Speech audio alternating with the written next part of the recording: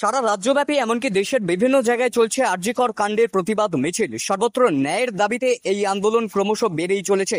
সঠিক তদন্ত, সঠিক বিচারের দাবি নিয়ে এই আন্দোলন দলমত নির্বিশেষে চারিদিকে মহিলা পুরুষ এক হয়ে প্রতিবাদ করছেন।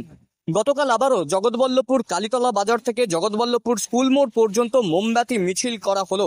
কয়েকশো মহিলা পুরুষ যুবক যুবতী এই মিছিলে অংশগ্রহণ করেন।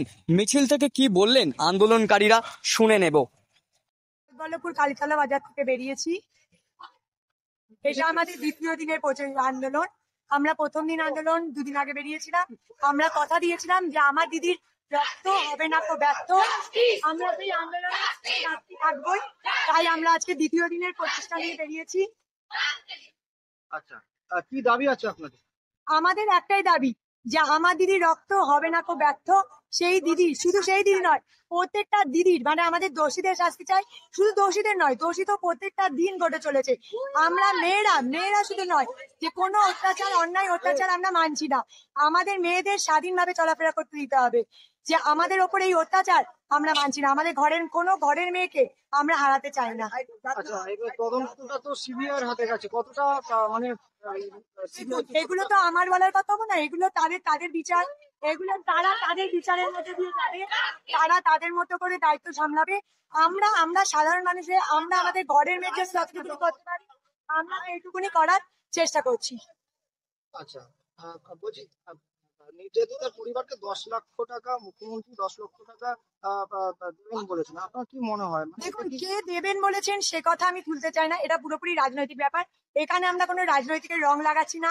আমরা সাধারণ মানুষ হয়ে আমি বলছি, আমরা এসব কিছু বুঝি না। আমরা বুঝি আমাদের ঘরের মেয়েরা এভাবে অত্যাচারিত হতে পারে না, আর কোনোদিনও হবেও না। সেই জন্যই আমাদের আজকের এই আন্দোলন। যদি সঠিক বিচার না হয় পরবর্তী পদক্ষেপ আমরা আবার যাবো, আবার আরো প্রচেষ্টা নেবো। আমরা যতটা আমাদের দিয়ে সম্ভব আমরা ততটা এইভাবে, দেখছেন তো আগের দিন আমরা লাইনে যদি 100টা মা বোনকে পাই, আজকে আমরা 200টা পেয়েছি। আগের দিন এইরকম একটা ঠাকমাকে পাইনি, আজকে আমি আমার পাশে এরকম একটা ঠাকমাকে পেয়েছি।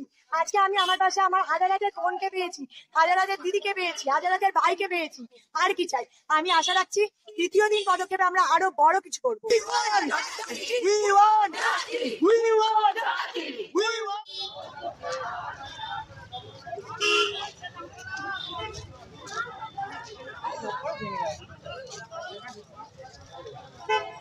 We